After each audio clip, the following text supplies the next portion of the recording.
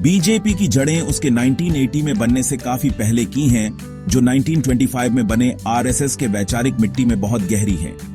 RSS का हिंदू राष्ट्र का सपना गांधी और नेहरू के धर्मनिरपेक्ष भारत के सपने से बिल्कुल अलग था।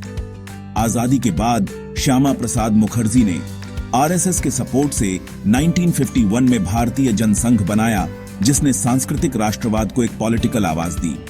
हालांकि कई दशकों तक जनसंघ को बहुत इंपॉर्टेंस नहीं मिली, फिर भी इसने हिंदू राष्ट्रवाद की लौ जलाए रखी, एक मजबूत कैडर बनाया और वैचारिक अल्टरनेटिव दिया।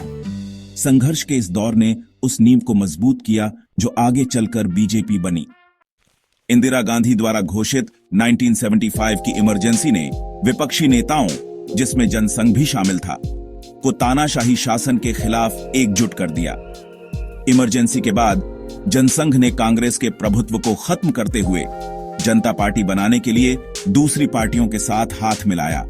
गहरे वैचारिक मतभेद, खासकर आरएसएस के साथ संबंधों को लेकर, जल्द ही गठबंधन को तोड़ दिया। जनता पार्टी टूट गई और 1980 में जनसंघ के पुराने मेंबर्स ने भारतीय जनता पार्टी बनाई और कमल को अपना सिंबल बनाया। अटल बिहारी वाजपेयी इसके पहले प्रेसिडेंट बने और बीजेपी ने शुरू में एक मॉडरेट, सबको साथ लेकर चलने वाली इमेज बनाने की कोशिश की। हालांकि यह स्ट्रैटेजी काम नहीं आई। पार्टी को जल्द ही एहसास हुआ कि उसे अपनी वैचारिक जड़ों की तरफ वापस जाना होगा। बीजेपी का मॉडरेट अप्रोच 1984 के इलेक्शंस में फेल हो गया, जिसमें उसे सिर्फ 2 सीटें मिली। पार्टी हिंदुत्व की तरफ वापस मुड़ गई, राम जन्मभूमि आंदोलन को अपनाया और अयोध्या मंदिर के मुद्दे को अपने एजेंडे का मेन पॉइंट बनाया। 1990 में एल.के. आडवाणी की रथ यात्रा ने हिंदू भावनाओं को भड़का दिया, जिससे बीजेपी एक बड़ी पॉलिटिकल फोर्स बन गई। इस आंदोलन का एंड 1992 में बाबरी मस्जिद के गिराए जाने के साथ हुआ, जिससे देश भर में दंगे भड़क उठे, लेकिन बीजेपी का बेस मजबूत हुआ। पार्टी की लोकसभा सीटों की संख्या बहुत बढ़ गई, जिससे आक्रामक हिंदुत्व की चुनावी ताकत साबित हुई। बीजेपी भारतीय राजनीति में एक मैन पोल के रूप में उभरी, जिससे उसे पहली बार सत्ता का स्वाद चखने का मौका मिला। पार्टी का उदय ध्रुवीकरण से हुआ, लेकिन साथ ही अभूतपूर्व लामबंदी से भी। बीजेपी अब एक ऐसी ताकत थी जिसे इग्नोर नहीं किया जा सकता था। बीजेपी 1996 में सत्ता में आई, लेकिन वाजपेयी की पहली सरकार सिर्फ 13 दिन चली। 1998 तक बीजेपी के नेतृत्व वाले एनडीए ने एक स्टेबल गठबंधन बनाया, न्यूक्लियर टेस्ट किए और मजबूत लीडरशिप के लिए पब्लिक अप्रूवल जीता।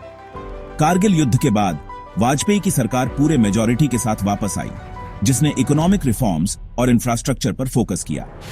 गठबंधन की एकता बनाए रखने के लिए हिंदुत्व के मुद्दों को शांत रखा गया, जिससे एक प्रैक्टिकल बीजेपी दिखाई दी। इकोनॉमिक ग्रोथ के बावजूद 2004 का India shining campaign rural voters से कनेक्ट नहीं हो पाया और बीजेपी सत्ता से बाहर हो गई। पार्टी ने एक दशक विपक्ष में बिताया, लीडरशिप क्राइसिस और वैचारिक भ्रम से जूझती रही। यूपीए का दबदबा अटूट लग रहा था और बीजेपी का फ्यूचर अनसर्टेन था। फिर भी इस पीरियड ने एक जबरदस्त वापसी के लिए स्टेज तैयार किया। 2014 में नरेंद्र मोदी का उदय बीजेपी के लिए एक नए युग की शुरुआत थी, जिसमें डेवलपमेंट, नेशनलिज्म और मजबूत लीडरशिप का मेल था। पार्टी ने एक हिस्टोरिक मेजॉरिटी जीती, फ्लैगशिप स्कीम्स और डिमोनेटाइजेशन और जीएसटी जैसे बड़े इकोनॉमिक रिफॉर्म्स की शुरुआत की।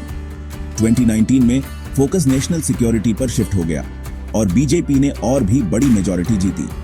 इस ताकत के साथ मोदी सरकार ने आर्टिकल 370 को खत्म किया, राम मंदिर का रास्ता साफ किया और विवादित सीएए पास किया। कोविड-19 क्राइसिस और इकोनॉमिक चैलेंजेस के बावजूद बीजेपी ने 2024 में सत्ता बरकरार रखी, हालांकि कम मेजॉरिटी के साथ। आज मोदी, शाह और नड्डा के अंडर बीजेपी भारतीय राजनीति पर हावी है, जिसने नेहरूवादी सहमति को अपने विजन से बदल दिया है। पार्टी का फोकस अब विकसित भारत 2047 इंचेस जैसे एम्बिशियस गोल्स और वन नेशन वन इलेक्शन जैसे विवादित रिफॉर्म्स पर है। बीजेपी की जर्नी वैचारिक दृढ़ता और पॉलिटिकल अडेप्टेबिलिटी की है। इसने सिर्फ इलेक्शंस ही नहीं जीते हैं, इसने भारत के पॉलिटिकल लैंडस्केप को फंडामेंटली रिशेप किया है।